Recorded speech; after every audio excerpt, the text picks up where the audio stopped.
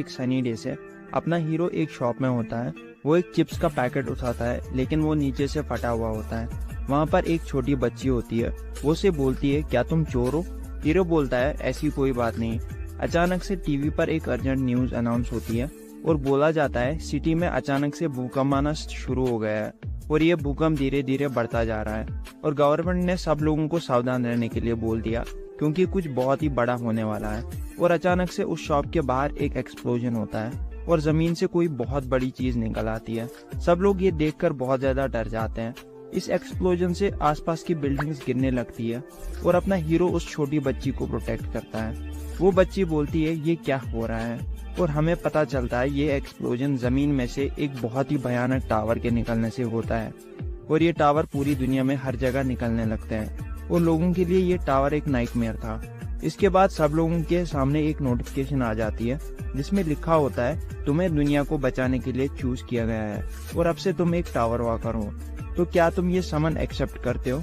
जो लोग एक्सेप्ट करते हैं वो एक बैटलफील्ड में पहुंच जाते हैं। वहाँ पर उन्हें वेपन्स और अलग तरह के आइटम्स दिए जाते हैं ताकि वो लोग टावर में लड़ सकें। ये सब उन्हें एक गेम की तरह लग रहा था, पर असल में ये एक डेथ बैटल थी, मरो या मारो। उन्हें टावर के बाहर क्या हो रहा है वो सब भी दिखाई दे रहा था। टावर के बाहर कुछ लोग इन्वेस्टिगेट कर रहे थे, ये क्या चीज है।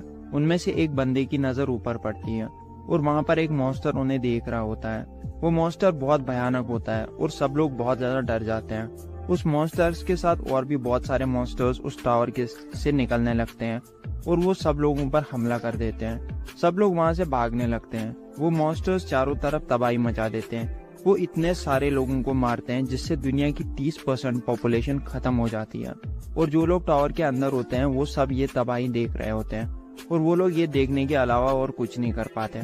इसके बाद वो सब लोग टावर के टॉप पर चढ़ने का फैसला करते हैं जिससे शायद दुनिया को बचाया जा सकता है और वो लोग दुनिया को बचाने के लिए उस टावर पर रेड कर देते हैं, ये सोचकर शायद इससे ये तबाही रुक जाए।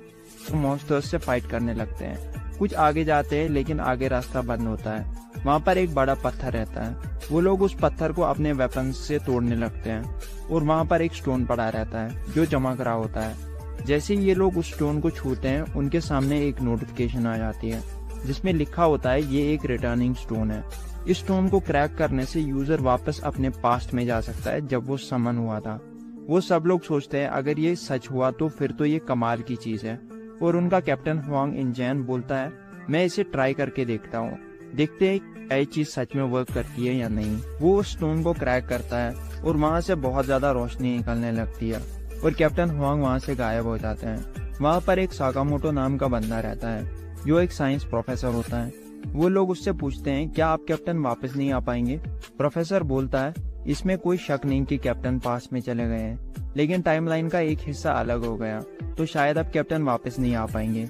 प्रोफेसर उन्हें साइंस थ्योरी में टाइमलाइन का स्प्लिट होना समझाने लगते हैं, लेकिन ये सब उनके पल्ले नहीं पड़ता और सच बोलूं तो मेरे भी समझ के बाहर है। इसके बाद प्रोफेसर बोलता है, अब कैप्टन तो पास में चले गए, लेकिन इससे यहाँ पे जो हो रहा है ये सब खत्म नहीं होगा। जहाँ तक मुझे पता है इस टावर में जो आइटम्स है उन पे जो भी इंफॉर्मेशन है वो सब सही है, लेकिन इस स्टोन को यूज करके शायद हम अलग अलग टाइमलाइन में पहुंच जाएंगे, ना कि एक ही जगह पर। इस टावर में जो भी चीजें है वो इंसान की समझ से बाहर है। ये लोग बात कर रहे होते हैं और इतने ही टाइम में वहाँ पर एक दूसरा टावर जमीन में से निकल आता है और उसमें से बहुत सारे मॉन्स्टर्स निकलते हैं। इससे पहले पूरी दुनिया खत्म हो जाए, टावर वर्कर्स को कोई ना कोई डिसीजन लेना पड़ेगा। या तो वो रिटर्न स्टोन यूज करके अपनी जान बचा सकते हैं, या तो फिर टावर में रह के इन भयानक मॉन्स्टर्स से फाइट करके अपनी जान दांव पे लगाकर दुनिया को बचा सकते हैं। टावर के अंदर बहुत भयानक मॉन्स्टर्स होते हैं और वो टावर वर्कर्स को बेरहमी से मार रहे होते हैं। वो लोग मदद के लिए चिल्लाते हैं लेकिन वहाँ पर कोई भी नहीं आता। कुछ लोग डर के मारे बचने के लिए रिटर्न स्टोन यूज करते हैं और पास में चले जाते हैं। एक बंदा बोलता है, अब बचने की कोई उम्मीद नहीं है, अब हमें कोई भी नहीं बचा सकता। वो हार मान लेता है और एक भयानक मॉन्स्टर उसे खाने ही वाला होता है, लेकिन अचानक से वहाँ पर एक बंदे की एंट्री होती है। वो बंदा बहुत ही ज्यादा स्ट्रांग होता है और उस मॉन्स्टर्स के चीर फाड़ कर देता है और उस लड़के को बचा लेता है। वो बंदा उसे बोलता है, क्या तुम ठीक हो मेरे दोस्त? वो लड़का रोने लगता है और बोलता है, बहुत बहुत शुक्रिया मेरी जान बचाने के लिए। उस बंदे के साथ एक पूरी स्क्वाड होती है। जो डरपोक लोग होते हैं वो स्टोन यूज करके वहां से भाग जाते हैं और वहां पर एक लास्ट स्क्वाड रह जाती है जो मॉन्स्टर्स से फाइट करने के लिए और दुनिया को बचाने के लिए टावर में रह जाते हैं। और अब ये लोग ही दुनिया को बचाने के लिए आखिरी उम्मीद है। इसके बाद ये लोग आगे बढ़ने का फैसला करते हैं और मॉन्स्टर्स पर हमला कर देते हैं। नेक्स्ट चैप्टर में सीन शिफ्ट होता है। ये लोग काफी ऊपर तक आ चुके होते हैं और एक मॉन्स्टर से फाइट कर रहे होते हैं। इस फ्लोर का मॉन्स्टर बहुत ही स्ट्रांग होता है, तो ये लोग एक टीम स्ट्रेटेजी बनाकर उस मॉन्स्टर को आखिर में डिफीट कर देते हैं। यहाँ पे हमें मेन हीरो और उस दूसरे बंदे का नाम भी पता चलता है। हमारे मेन हीरो का नाम जाओवान होता है और उस दूसरे बंदे का नाम यूवान होता है। यूवान वही बंदा होता है जिसने पिछले चैप्टर में उस लड़के को रेस्क्यू किया था। मॉन्स्टर से लड़ने के बाद जाओवान अपने दोस्त को बोलता है, कोई ज्यादा जख्मी तो नहीं हुआ? यूवान बोलता है, नहीं सब ठीक है। और वो सब लोग भी बोलते हैं, हम सब ठीक है, चलो आगे बढ़ते हैं। ये लोग बहुत तेजी से मॉन्स्टर्स को डिफीट करते हैं और टॉप फ्लोर के काफी करीब पहुंच जाते हैं। जाओवान बोलता है, अगर हम ऐसे ही आगे बढ़ते रहे तो शायद हम जल्दी टॉप फ्लोर तक पहुंच जाएंगे। इस मॉन्स्टर को हराने से उन्हें एक पावरफुल स्वॉर्ड भी मिलती है। ये स्वॉर्ड एक सप्रेसिंग ड्रैगन स्वॉर्ड होती है और ये स्वॉर्ड असल में ड्रैगन्स को मारने के लिए बनाई गई होती है। जाओवान बोलता है, ये तो बहुत ही पावरफुल वेपन है और अब तो हम बहुत ही जल्द टॉप फ्लोर में एंटर करेंगे। ये लोग काफी ऊपर तक पहुंच चुके होते हैं और बहुत ही खुश होते हैं, लेकिन इनकी खुशी ज्यादा समय तक नहीं रहती है। अचानक से वहां पर एक एक्सप्लोजन होता है और 98th floor chamber of purgatory open हो जाता है और वहां से एक बहुत ही भयानक मॉन्स्टर निकलता है और उन सब पर अटैक कर देता है। ये मॉन्स्टर इस फ्लोर का बॉस होता है और इसके एक ही अटैक से सब लोग बहुत बुरी तरह से जख्मी हो जाते हैं और आधे तो मर भी जाते हैं। अपना हीरो एकदम से सुन्न पड़ जाता है। वो मॉन्स्टर उसे एक और हिट दे देता है जिससे जाओवान बहुत दूर जाके दीवार में पिचक जाता है और उसके मुंह से खून निकलने लगता है। वो सोचता है, इतनी मेहनत करके हम यहाँ तक पहुंचे, अब ये इतनी आसानी से खत्म नहीं हो सकता। हम सब यहाँ पर कुत्ते की मौत मरने के लिए नहीं आए हैं। इतने में यूवान उस मॉन्स्टर पर पीछे से हमला कर देता है और वो जाओवान को बोलता है, खुद को संभालो, हमें इस मॉन्स्टर को मिलकर डिफीट करना है और तुम्हारे बिना मैं इसे हरा नहीं पाऊंगा। यूवान उस मॉन्स्टर पर अकेले ही अपनी पूरी ताकत से हमला कर देता है, लेकिन यहाँ पर बहुत ही सैड मोमेंट बन जाता है। वो मॉन्स्टर यूवान के सीने में अपना सींग घुसा देता है। जाओवान ये देखकर शॉक हो जाता है और चिल्लाने लगता है। वो मॉन्स्टर यूवान को अपने सींग से जमीन पे पटक देता है। जाओवान ये देखकर बहुत ज्यादा रेज में आ जाता है और वो ड्रैगन सप्रेसिंग स्वॉर्ड को उठाकर उस मॉन्स्टर पर बहुत ही तेजी से अटैक करता है। वो मॉन्स्टर उस अटैक को आते हुए देखकर शॉक हो जाता है। ये अटैक इतना फास्ट होता है कि मॉन्स्टर को हिलने का भी टाइम नहीं मिलता और इस अटैक से उस मॉन्स्टर के पुर्जे निकल आते हैं और वो मॉन्स्टर मर जाता है। इस मॉन्स्टर के मरने के बाद जाओवान को पीछे से आवाज आती है और ये आवाज यूवान की होती है। वो उससे बोलता है, मुझे माफ कर देना, अब मैं आगे के सफर में तुम्हारे साथ नहीं होगा। यहाँ पर हमें यूवान की कुछ मेमोरीज दिखाई जाती है। इस खतरनाक टावर में रह के भी उसके चेहरे पे हमेशा स्माइल रहती थी और इस वजह से सब लोग उसे प्यार से स्माइल लाइट भी बोलते थे, लेकिन आज यहाँ पर उस स्माइल लाइट की स्माइल खो जाती है। इसके बाद वो जाओवान को आगे जाने के लिए बोलता है क्योंकि अब जाओवान उसकी आखिरी उम्मीद है। जाओवान उसकी बात मान लेता है और आगे के सफर पर अकेले ही निकल पड़ता है। यूवान अपनी आखिरी सांसें गिन रहा होता है। वो बोलता है, जितना मैंने सोचा था जाओवान उससे बहुत ज्यादा पावरफुल हो गया है। वो अपने मन में सोचता है, जाओवान मुझे तुम पर पूरा भरोसा है कि तुम टॉप फ्लोर तक पहुंच सकते हो। इसके बाद हमें जाओवान दिखाया जाता है जो 99th फ्लोर के गेट पर पहुंच जाता है और उसे यूवान की याद आने लगती है और इतने में ही 99th फ्लोर का गेट खुल जाता है और जैसे ही वो अंदर की तरफ जाता है वहाँ पे बहुत ही तेज बर्फ पड़ रही होती है और सारी जगह बर्फ से जमी हुई होती है। इसके बाद जाओवान जैसे ही अंदर की तरफ जाता है वहाँ उसे बर्फ में कुछ अजीब सा नोटिस होने लगता है। वो अपने कदम पीछे लेने लगता है और अचानक से उसके सामने एक एक्सप्लोजन होता है और उस बर्फ में से एक बहुत ही भयानक मॉन्स्टर निकलता है। ये मॉन्स्टर 99th फ्लोर का बॉस होता है। इसका नाम आइस ड्रैगन वेल्चेसर होता है। जाओवान अपने कदम पीछे लेता है और वो मॉन्स्टर उसे बोलता है, क्या हुआ चूहे, तूने इतनी जल्दी हार मान ली क्या जो तू पीछे जा रहा है? जाओवान उसे बोलता है, नहीं नहीं, अभी तो मुझे तुम्हारे साथ खेलना है। इसके बाद जाओवान बर्फ के नीचे एक केव में छुप जाता है क्योंकि वो बहुत ही ज्यादा इंजर्ड होता है और उसको खुद को हील करने के लिए थोड़ा टाइम चाहिए होता है। आइस ड्रैगन उसे ढूंढने लगता है और जाओवान अपने हाथ पर मेडिसिन लगा रहा होता है और वो बोलता है, 99th फ्लोर तक पहुंचने में मुझे 10 साल लग गए और 98th फ्लोर तक जितने भी मॉन्स्टर आए मैंने उन सबको धूल चटा दी, लेकिन इस फ्लोर का मॉन्स्टर बहुत ज्यादा पावरफुल है कंपेयर टू अदर फ्लोर्स। जाओवान नीचे बैठा होता है और खुद को हील कर रहा होता है और ऊपर आइस ड्रैगन गुस्से में अपना अटैक ब्लास्ट ब्रीथ जमीन पर दे मारता है, लेकिन जाओवान सेफ जगह पे छुपा हुआ होता है। वो सोचता है, अगर मेरे पास ये सारे इक्विपमेंट नहीं होते तो शायद मैं बहुत ही पहले मर चुका होता। उसके हाथ में वो ड्रैगन सप्रेसिंग स्वॉर्ड भी होती है और उसकी बॉडी पर आइस डीमन आर्मर रहता है जो उसे यूवान ने दिया होता है। इसके बाद वो अपने हाथ पे बंधे फ्लेम किंग्स ब्रेसलेट को देखता है। ये ब्रेसलेट जाओवान को उसकी गर्लफ्रेंड ने दिया होता है, जिसका नाम सोयोल होता है, और इस लड़की की मौत भी इसी टावर में हुई होती है। जाओवान सोचता है काश मैं थोड़ा और स्ट्रांग होता तो शायद मैं तुम सबको बचा पाता। जाओवान अब सोच में पड़ जाता है, अब मैं इस आइस ड्रैगन को कैसे हराऊं, और अचानक से उसे कुछ इमेजिन होने लगता है। वो एक ब्लैक स्मिथ से बात कर रहा होता है जिसका नाम जय होता है, और ये ऑटोपोस्ट टीम में रहता है। जय उसे बोलता है, क्या तुम्हें लगता है इस बार तुम टावर के सारे मॉन्स्टर्स को डिफीट कर पाओगे? जाओवान बोलता है, हाँ मुझे पूरी उम्मीद है, मैं कर सकता हूँ। इसके बाद जाओवान उसे बोलता है, जय लगता है अब तुम लास्ट ब्लैक स्मिथ बचे हो पूरे ऑटोपोस्ट में। जय इस पर बोलता है, मुझे इस सब के बारे में याद मत दिलाओ, और सबसे जरूरी बात, अब लोअर फ्लोर्स से सप्लाई आना बंद हो गया है। कुछ महीने पहले आ रही थी पर अब पूरी तरह से बंद हो गई है। जाओवान बोलता है, ये तो एक्सपेक्टेड है क्योंकि टावर में सब लोग मारे जा चुके हैं, कोई भी जिंदा नहीं बचा है। मुझे तो अब ये तक नहीं पता कि ये कौन सा साल चल रहा है। पिछले कुछ सालों से 10 से भी ज्यादा टावर इम्पैक्ट हुए हैं, लेकिन कोई भी ह्यूमन टावर में समन नहीं हुआ। इसका मतलब दुनिया में जितने भी ह्यूमंस थे सब खत्म हो गए हैं। जय उससे बोलता है, अच्छा ये बताओ इतने टाइम से तुम टावर के अंदर हो, क्या तुम्हें अंदर कुछ भी नोटिस हुआ? जाओवान सोचने लगता है और उसे याद आता है। वो बोलता है, जहाँ पे रिटर्न स्टोन डिस्कवर हुआ था वहाँ पे कुछ अजीब सा लिखा था, tower within the tower, nightmare within the nightmare. जाओवान कॉन्सेंट्रेट करता है और उसे कुछ नोटिस होता है। वो बोलता है, जो लोग टावर के अंदर रहते हैं उनकी एज नहीं बढ़ती है।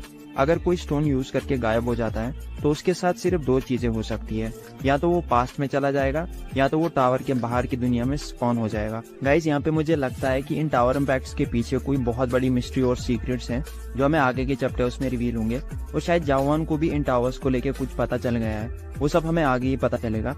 एनीवे आगे बढ़ते हैं। जाओवान यहाँ पे एक्साइटेड वे में जय को बोलता है, मुझे ब्लैक स्मिथ स्किल सीखना है, क्या तुम मुझे सिखा सकते हो? जय बोलता है, अच्छा तो तुम्हें ब्लैक स्मिथ स्किल सीखनी है। जाओवान का चेहरा यहाँ पे कुछ अजीब सा लगता है, ऐसा लगता है कि जैसे उसके दिमाग में कोई खिचड़ी पक रही है। इसके बाद वो अपनी इमेजिनेशन से बाहर आता है और आइस ड्रैगन के सामने आ जाता है। आइस ड्रैगन उससे बोलता है, जब से ये टावर बना है तब से लेकर आज तक कोई भी ह्यूमन पैदा नहीं हुआ जो 99th फ्लोर तक पहुंच सके। तुम अकेले हो जो यहाँ तक पहुंचे हो, तुम तारीफ के काबिल हो। इस पर जाओवान बोलता है, तारीफ की भी तो किसने की? एक मॉन्स्टर ने जिसे मैं मारने वाला हूँ। अब मुझे बहुत बुरा लगेगा तुम्हें मारने पर। इस पर आइस ड्रैगन बोलता है, मुझे मारोगे? ये तुम्हारे बस की बात नहीं है। जाओवान उसे बोलता है, तुम्हें शायद मेरी बात अच्छे से समझ नहीं आई। जिस आइस आर्मर पे तुम्हें इतना प्राउड है उस पे अब क्रैक्स आ रहे हैं, लगता है तुम मेरे ही हाथों से मरोगे। ये सुन के आइस ड्रैगन को बहुत गुस्सा आता है और वो एक बहुत ही पावरफुल अटैक जाओवान पर लॉन्च कर देता है। इस अटैक से जाओवान बहुत दूर जाके गिरता है और वो बहुत ज्यादा जख्मी हो जाता है। उसकी बॉडी खून में लथपथ हो जाती है। आइस ड्रैगन उसके सामने आके बोलता है, तुम यहाँ पे मरने के लिए आए हो, मौत के अलावा तुम्हें यहाँ पे कुछ भी नहीं मिलेगा। जाओवान को उस आइस में इल्यूजन्स आने लगते हैं, लेकिन वो इन इल्यूजन्स में नहीं फंसता है और आइस ड्रैगन को बोलता है, तुम कुछ ज्यादा ही बकबक कर रहे हो, और वो उन आइस इल्यूजन्स को तोड़ के बाहर आ जाता है और अपना attack the thirst ice dragon पर लॉन्च कर देता है। आइस ड्रैगन उससे बोलता है, इतना कहने के बाद भी तुम फिर से यही पुरानी टेक्निक यूज कर रहे हो, इस सिंगल टेक्निक से तुम मुझे कभी नहीं हरा पाओगे, तो अपनी हार मान लो। यहाँ पे हम पहले इस टेक्निक के बारे में जानेंगे। असल में जाओवान जब टावर पर रेड करता है तो उससे पहले ही बाकी लोग ऑलरेडी रेड कर चुके थे, तो जो टावर के स्पेशल टेक्निक्स और स्किल्स थी वो उन सब लोगों को मिल जाती है। और अब जाओवान के पास कोई स्पेशल स्किल नहीं थी जिससे वो प्रैक्टिस करता, तो वो खुद की एक टेक्निक क्रिएट कर लेता है जिसे वो द थर्स्ट नाम दे देता है। अब जाओवान की सोच यहाँ पे कुछ ऐसी थी कि हजारों टेक्निक्स को प्रैक्टिस करने से बेहतर है मैं इस एक टेक्निक को ही 1000 बार प्रैक्टिस करूं। जाओवान ने सिर्फ उस एक टेक्निक पर ही अपना फोकस रखा और उसने इस टेक्निक से टावर के अंदर 50 मिलियन से भी ज्यादा मॉन्स्टर्स को डिफीट कर दिया। और जैसे जैसे वो आगे बढ़ता गया उसकी ये टेक्निक और ज्यादा पावरफुल होती गई। ये टेक्निक किसी स्पेशल स्किल में नहीं आती थी क्योंकि ये उसने खुद क्रिएट करी थी। इस वजह से वो इस टेक्निक को बिना सेपरेट एनर्जी गवाए यूज कर सकता था जितनी बार भी हो चाहे। अब हम प्रेजेंट में आ जाते हैं। जाओवान उस मॉन्स्टर पर सेम टेक्निक से अटैक करने लगता है, लेकिन इससे पहले ही आइस ड्रैगन अपना अटैक रेडी कर लेता है। अब जाओवान ऑलरेडी आयर में था तो वो इस अटैक को डॉज नहीं कर सकता था। अगर ये अटैक उसे लग जाता है तो उसकी डेथ भी हो सकती है। लेकिन अचानक से उसे आइस ड्रैगन के मुंह के पास कुछ चमकता हुआ दिख जाता है और ऐसी ही चमक उसने 98th फ्लोर के बॉस पर भी देखी थी। ये असल में एक वीक पॉइंट रहता है और जाओवान फटाक से इस पर ही अपनी पूरी ताकत से द थर्स्ट मार देता है, जिससे मॉन्स्टर की हालत कुछ ऐसी हो जाती है जवान इसकी आंख फोड़ देता है और उसका मुंह तोड़ देता है। अब पता नहीं आगे चल के इसका क्या क्या फोड़ेगा। जवान बोलता है, मुझे लगा था इस अटैक से तुम्हारा मुंह हवा में उड़ जाएगा, पर ये तो लटक रहा है। इस पर आइस ड्रैगन काफी ज्यादा गुस्सा हो जाता है और उसकी बॉडी से विंग्स निकल आते हैं। वो हवा में फ्लोट करता है और अपने उस टूटे फूटे मुंह से जवान पर कंटिन्यूअसली अटैक करने लगता है। ये अटैक्स बहुत ज्यादा फास्ट होते हैं, जिससे जवान को काफी मुश्किल होती है डॉज करने में, और एक आध अटैक्स उसे लग भी जाते हैं। आइस ड्रैगन उसके सामने आके लटके हुए मुंह से बोलता है, अगर तुम्हारे जैसे 10 लोग और होते तुम्हारे साथ तो शायद तुम मुझे हरा सकते थे। इस पर जवान बोलता है, तेरा मुंह तो लटक रहा है पर फिर भी तू ये बकवास करता है। आइस ड्रैगन उसे बोलता है, अगर वो सारे लोग ड्रीम डीमन स्टोन के झांसे में नहीं आते तो शायद आज तुम इस हालत में नहीं होते। जवान शॉक हो जाता है और उसे बोलता है, तुम ये क्या बकवास कर रहे हो। आइस ड्रैगन इसका कोई जवाब नहीं देता है और जवान पर अटैक कर देता है। जवान काफी ज्यादा इंजर्ड था और उसके पास अब और फाइट करने के लिए स्ट्रेंथ नहीं बची थी, तो वो किसी तरह से वहाँ से एस्केप करता है और वो 98th फ्लोर में वापस चला जाता है, क्योंकि उसकी एचपी बहुत ज्यादा कम रह गई थी। अगर अब उसको आइस ड्रैगन का एक भी अटैक हिट होता तो वो नहीं बच पाता, इसलिए वो फिर से 98th फ्लोर में जाता है खुद को ट्रेन करने के लिए, ताकि वो उस आइस ड्रैगन को पूरी तरह से डिफीट कर पाए। और उसके दिमाग में बस एक ही चीज चल रही थी, ये ड्रीम डीमन स्टोन क्या है। इसके बाद एक टाइम स्किप होता है और हमें 5 साल के बाद दिखाया जाता है। हमें वही बर्फीली जगह दिखाई जाती है जो कि एक्चुअल में 99th फ्लोर होता है। और जवान के सामने बहुत सारी नोटिफिकेशंस आ जाती है और इनमें हमें दिखता है कि जवान का लेवल, स्टेमिना, पावर काफी ज्यादा बढ़ चुका है। इसके बाद हमें जवान दिखाया जाता है जो उस आइस ड्रैगन पर बैठा होता है और वो नोटिफिकेशंस को पढ़ रहा होता है। आइस ड्रैगन की हालत कुछ ऐसी थी कि मुझे उस पर तरस आ गया। यहाँ पे मुझे बस एक ही फीलिंग आई कि तुम क्या थे और क्या हो गए। Anyway, jokes apart, ice dragon में थोड़ी सी जान अभी भी बची थी। जवान उसे बोलता है, ओए नल्ले, तूने एक बार ये ड्रीम डीमन स्टोन का नाम लिया था, वो क्या है। आइस ड्रैगन मरते मरते बस एक ही बात बोलता है, तुम्हें अब आखिरी फ्लोर में सब कुछ पता चल जाएगा। आइस ड्रैगन को डिफीट करने के बाद जवान को एक पावरफुल वेपन भी मिलता है। इसका नाम आइस ड्रैगन स्वॉर्ड होता है। इस स्वॉर्ड की पावर इसके यूजर की विल पावर पर डिपेंड होती है कि वो कितने टाइम तक लड़ सकता है। जवान बोलता है, ये स्वॉर्ड की तरह तो मगर लग नहीं रहा है। और अचानक से जवान के सामने जमीन में से कुछ डार्क निकलने लगता है और गेट जैसी शेप ले लेता है और उस गेट के ऊपर 100 लिखा हुआ आता है और हमें पता चलता है कि ये 100 फ्लोर का एंट्रेंस है। अब जवान जैसे ही एंटर करता है वो शॉक हो जाता है, क्योंकि 100 फ्लोर एक कंट्रोल रूम रहता है और उधर स्क्रीन लगे होते हैं जिनमें हमें टावर का बाहर का सब कुछ दिखाई देता है। जवान ये देख रहा होता है और अचानक से किसी की डरावनी आवाज आती है। वो बोलता है, तुम आखिर यहाँ तक पहुँच ही गए। ये आवाज सुन के जवान थोड़ा सा घबरा जाता है। वो आदमी उससे बोलता है, पैनिक मत हो, मुझे तो लगा था तुम पहले टाउन को विजिट करोगे, पर कोई बात नहीं, मैं तुम्हें एक इम्पोर्टेंट नोटिस भेजना भूल गया। और इतने में ही जवान के सामने एक नोटिफिकेशन आ जाती है। इसे पढ़कर जवान शॉक हो जाता है। उस नोटिफिकेशन में लिखा होता है, कांग्रेचुलेशंस, तुम पहले इंसान हो जिसने गेम ऑफ वर्ल्ड का ट्यूटोरियल कंप्लीट किया है और तुम्हारी इस अचीवमेंट को इमॉर्टल लाइब्रेरी में लिखा जाएगा और ये आकाशिक रिकॉर्ड्स में हमेशा के लिए सेव रहेगा। जवान को ये देखकर झटका लगता है। वो एकदम से एक ही जगह पर फ्रीज हो जाता है, क्योंकि आज तक उसके साथ जो भी हो रहा था वो बस एक गेम का ट्यूटोरियल था। इसके बाद जवान के सामने वो बंदा अपीयर होता है और ये एक डेवल जैसा दिख रहा था। वो डेवल उससे बोलता है, लगता है तुम्हें इससे कुछ ज्यादा ही बड़ा झटका लग गया। जवान इस वक्त बहुत ही सीरियस होता है। वो उस डेवल से बोलता है, तुम कौन हो। वो डेवल उससे बोलता है, मैं तुमसे मिलने के लिए काफी एक्साइटेड था। मैं डेवल बीस्ट्रेन हूँ और मैं इस टावर ऑफ नाइटमेयर का ओनर हूँ जिसे तुमने अभी क्लियर किया। जवान उसे बोलता है, अगर ये सिर्फ एक ट्यूटोरियल था तो इसका मतलब असली गेम अब शुरू होगी। डेवल उसे बोलता है, तुम काफी समझदार हो, और वो जवान को पास्ट की मेमोरीज दिखाने लगता है जब जवान और उसके दोस्तों ने टावर पर रेड करी थी। जवान को वो सारी मेमोरीज स्क्रीन पर दिखती है और उनमें वो अपनी टीम के साथ मॉन्स्टर से फाइट कर रहा होता है और एक एक करके उसके दोस्त मर रहे थे। ये सब दिखाकर वो डेवल चाहता था जवान को गुस्सा आए और उसे ये सब देख के पछतावा हो, और फिर वो जवान को बोलता है, मैं तुम्हें फिर से एक अपॉर्चुनिटी दूंगा, तुम इस गेम को फिर से शुरू से खेल सकते हो, मैं तुम्हें वापस से गेम के स्टार्ट में भेज दूंगा, ये तुम्हारे लिए एक बहुत ही अमेजिंग अपॉर्चुनिटी है। और जवान के सामने फिर से वही टावर वॉकर बनने की नोटिफिकेशन आ जाती है। जवान को ये सब सही नहीं लगता है। वो सोचता है ये इस सब का अंत नहीं है, मतलब हम इस टावर के फ्लोर्स को क्लियर करके दुनिया को नहीं बचा सकते। ये शुरुआत से ही बस एक ट्रैप था जिसमें हम फंसते गए। उन टावर इम्पैक्ट्स को रोकना और दुनिया को बचाना ये बस हमारा एक सपना था और उससे ज्यादा कुछ भी नहीं। जवान उस डेवल को बोलता है, ये सब मेमोरीज दिखाकर तुम्हें लगता है मैं वापस से पास्ट में जाऊंगा, ऐसा कभी नहीं होने वाला, मैं पास्ट में नहीं जाऊंगा। ये सुनकर वो डेवल गुस्सा हो जाता है। वो जवान के सामने जोर जोर से दहाड़ने लगता है। वो डेवल उससे बोलता है, पहले तो तुम ये पास्ट में जाना बोलना बंद कर दो, क्योंकि इस टावर क्या पूरे ग्रेट लैंड में ऐसा कोई आइटम नहीं है जिससे तुम पास्ट में जा सकोगे। जवान सोचता है, पर इस टावर में तो रिटर्न स्टोन नाम का एक आइटम था जिससे हम पास्ट में जा सकते हैं। और अचानक से उसे आइस ड्रैगन की बात याद आती है। उसने बोला था नाइटमेयर स्टोन ह्यूमंस को बस ट्रैप करने के लिए बनाया गया है और ये सोच के जवान सदमे में चला जाता है। वो डेविल उससे बोलता है जिसे तुम आज तक रिटर्न स्टोन समझ रहे थे वो असल में एक नाइटमेयर स्टोन है, और जिन लोगों ने भी इस स्टोन को यूज किया था वो सब लोग बस एक सपने में ट्रैप हो गए, ना कि पास्ट में चले गए। डेविल उससे बोलता है तुम ह्यूमंस को जहाँ से मिलाना बहुत ही आसान है। जवान एकदम शांत रहता है, उसके दिमाग में कुछ चल रहा होता है। वो डेविल उससे बोलता है तो अब तुम सब कुछ समझ गए, तो असली गेम शुरू करते हैं। तुम इसमें पास्ट में तो नहीं जा पाओगे, तुम बस इस गेम को फिर से बिगिनिंग से स्टार्ट करोगे। मुझे उम्मीद है तुम सही फैसला लोगे। डेविल ये बोल ही रहा होता है और अपना जवान उस स्क्रीन पर नो पे क्लिक कर देता है, और ये देख के डेविल की आंखें बाहर आ जाती है और वहाँ पे सन्नाटा सा छा जाता है। जवान उस डेविल को बोलता है तुम्हारी वजह से मैं इस टावर की असलियत समझ पाया। मैं अभी तक इस टावर के नाइटमेयर में था, और अब मैंने यही फैसला किया है कि मैं तुम्हें यहाँ पे डिफीट करूंगा और अगले फ्लोर की तरफ बढ़ूंगा। ये सुनकर वो डेविल उससे बोलता है ये इस टावर का एंड है और इसके आगे कोई भी फ्लोर नहीं है। लगता है जो रिवॉर्ड्स तुम्हें प्रीवियस फ्लोर को क्लियर करने से मिले वो तुम्हारे लिए काफी नहीं थे। डेविल उससे ये सब बोल ही रहा होता है और जवान अपनी स्वॉर्ड से उसका सिर काट देता है, लेकिन इस अटैक से उस डेविल को कुछ भी फर्क नहीं पड़ता है। वो डेविल उससे बोलता है अच्छा तुम ही बताओ तुम्हें क्या चाहिए, तुम जो भी आइटम मांगोगे मैं तुम्हें वो दे दूंगा।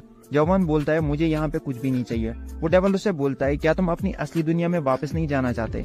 ये सुनकर जवान कंफ्यूज हो जाता है और उससे बोलता है तुम ये क्या बकवास कर रहे हो। डेविल उससे बोलता है क्या तुम्हें अभी तक ये समझ नहीं आया कि तुम एक इमेजिनेशन में हो जो टावर ऑफ नाइटमेयर ने क्रिएट करा है। असल में तुम्हारी दुनिया में कभी ये टावर इम्पैक्ट हुए ही नहीं, तुम अब तक सिर्फ एक इमेजिनेशन में थे। जवान को ये सब कुछ भी समझ नहीं आ रहा होता। वो डेविल उससे दिखाता है असली दुनिया में इस वक्त क्या चल रहा है, जहाँ पर हमें काफी सारे लोग दिखाए जाते हैं और सब कुछ नॉर्मल रहता है जैसे कुछ हुआ ही ना हो। वो डेविल जवान को बोलता है तो तुम्हें कैसा लग रहा है सब लोगों को जिंदा देख के। चलो मैं तुम्हें एक और भी ज्यादा इंटरेस्टिंग चीज दिखाता हूँ। और हमें एक हॉस्पिटल का हॉल दिखाया जाता है जहाँ पे काफी लोग बेहोश पड़े होते हैं, और अचानक से वहाँ पे जवान की नजर खुद की बॉडी पर पड़ती है। वो खुद को भी वहाँ पर बेहोश पड़ा हुआ देखता है और उसकी गर्लफ्रेंड सोयल भी वहीं पर होती है। डेविल उससे बोलता है तुम शायद ये नहीं जानते लेकिन तुम यहाँ पर कितने सालों से हो, मगर असली दुनिया में अभी तक सिर्फ एक ही महीना हुआ है, और सबसे जरूरी बात तो ये है तुम मुझे यहाँ पे कभी नहीं हरा सकते। तो इसलिए जो मैं बोलता हूँ तुम वही करो, वही तुम्हारे लिए अच्छा रहेगा। ह्यूमंस और ड्रैगन्स के बीच बहुत बड़ा गैप है। जवान का फेस बहुत ही कोल्ड रहता है और वो उस डेविल को बोलता है अगर तुम ड्रैगन्स की बात कर रहे हो तो मैं पहले ही एक को मार चुका हूँ और अब तुम भी यहाँ पे मेरे ही हाथों से मरोगे। और ये बोलते ही वो डेविल पर अटैक कर देता है। इसके बाद सीन शिफ्ट हो जाता है, हमें जवान दिखाया जाता है जो बहुत ही ज्यादा इंजर्ड होता है, और वो उसी जाय नाम के ब्लैक स्मिथ के पास फिर से आ जाता है। जवान उसे बोलता है पिछले 7 डेज से मैं कंटिन्यूअसली उस डेविल के साथ फाइट कर रहा था, लेकिन पता नहीं क्यों मेरे अटैक्स का उस पर कोई भी असर नहीं हो रहा है।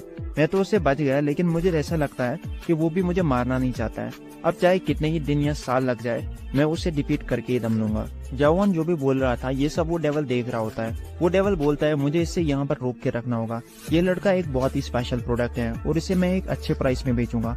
एज ए कल्टिवेटर मैं पहली बार किसी ऐसे को देख रहा हूँ, और एक कल्टिवेटर होने के नाते मुझे इसे सेफली ऑलमाइटी लैंड तक पहुंचाना होगा। यहाँ पे वो डेविल कुछ एग्जाम्पल्स में समझाने लगता है, लेकिन मैं आपको सीधा सीधा ही बोल देता हूँ ये क्या होता है, जिससे आपको कंफ्यूजन ना हो। दरअसल असली गेम शुरू करने से पहले एक ट्यूटोरियल गेम खिलाया जाता है जिसमें बहुत सारे टावर वॉकर्स होते हैं। वो सब लोग टावर ऑफ नाइटमेयर में एज अ प्रोडक्ट होते हैं, और उनमें से अच्छा प्रोडक्ट वही है जो टॉप फ्लोर तक पहुंच पाए, और बाकी के लोग जो टॉप फ्लोर पहुंचने से पहले हार मान लेते हैं वो इस गेम से बाहर हो जाते हैं। अब इसके बाद टावर ऑफ नाइटमेयर के ओनर यानी कि उस डेविल को अच्छे प्रोडक्ट की देखभाल करनी पड़ेगी और उसे ताकतवर बनाना होगा। लेकिन अब जवान असली गेम में एंटर करने से मना कर देता है तो उस डेविल को इससे काफी मुसीबत झेलनी पड़ सकती है, और वो जवान को मार भी नहीं सकता क्योंकि इस डेविल के ऊपर भी कुछ लोग होते हैं जो इस सब पर नजर रखे हुए होते हैं। और जवान तो इतना खास प्रोडक्ट होता है कि इस बार तो गॉड्स ने भी उस डेविल के साथ कॉन्टेक्ट किया होता है जवान को खरीदने के लिए। डेविल ये सब बड़बड़ा रहा होता है और अचानक से जवान उस पर पीछे से अटैक कर देता है। डेविल उससे बोलता है ये सब करने से तुम्हें कुछ भी नहीं मिलेगा, तुम मेरी बात मान लो और रियल गेम में एंटर करने के लिए मान जाओ। जवान उसकी कोई भी बात नहीं सुनता और बस धड़ाधड़ उस पर अटैक करते जाता है। इससे डेविल बहुत ज्यादा गुस्सा हो जाता है। वो जवान को एक हिट दे देता है। जवान इस हिट से दीवार में पिचक जाता है और उसके मुंह से बहुत ही खून निकलने लगता है। वो डेविल उसके सामने आता है और उसकी गर्दन पकड़कर बोलता है तुम मेरी बात क्यों नहीं समझ रहे हो, तुम्हें जो भी चाहिए मैं तुम्हें वो सब दे दूंगा, तुम बस मेरी बात मान जाओ। जवान एकदम से चिल्ल होकर बोलता है मैं तुम्हें मारूंगा और अगले फ्लोर में एंटर करूंगा। ये सुनकर डेविल पागल होकर अपना सर दीवार पर पटकने लगता है। वो जवान को बोलता है अच्छा तुम ही बताओ मुझे क्या करना होगा जिससे तुम रियल गेम में एंटर करोगे। जवान डेविल का यही बोलने का वेट कर रहा होता है। वो उससे बोलता है अगर तुम यही चाहते हो कि मैं तुम्हारी बात मान लूं तो तुम्हें मेरे कुछ सवालों का जवाब देना होगा। डेविल इस पर एग्री कर लेता है और वो जवान को बोलता है मैं तुम्हें पहले बता दूं तुम्हारी दुनिया सिर्फ एक अकेली डायमेंशन नहीं बनी है।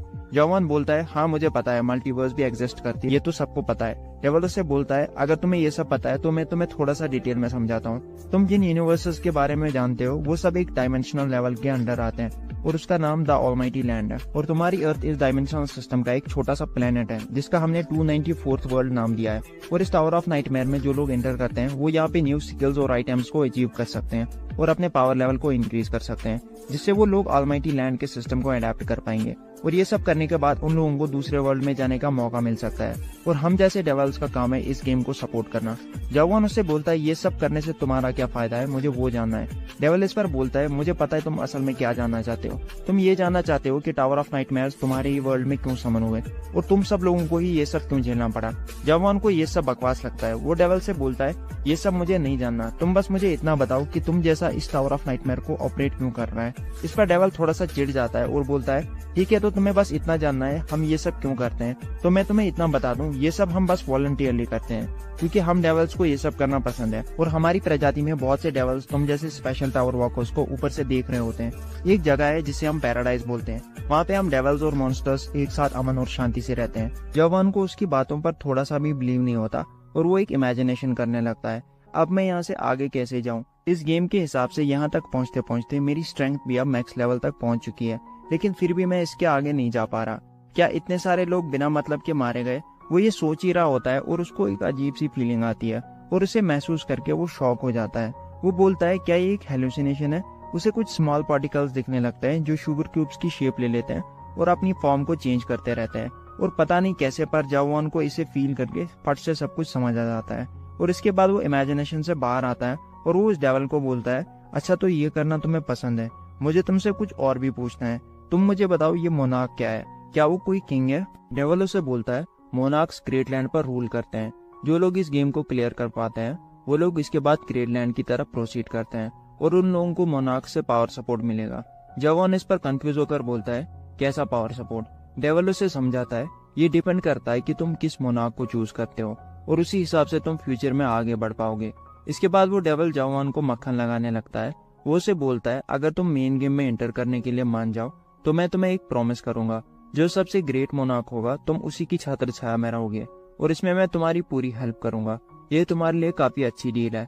जवान इस पर बोलता है चलो ठीक है, मैं तुम्हारी ये बात मान लेता हूँ, लेकिन मैं आज से 10 दिन के बाद ही मेन गेम में एंटर करूंगा। डेवल के पास अब और कोई ऑप्शन नहीं रहता तो वो इस पर एग्री कर लेता है।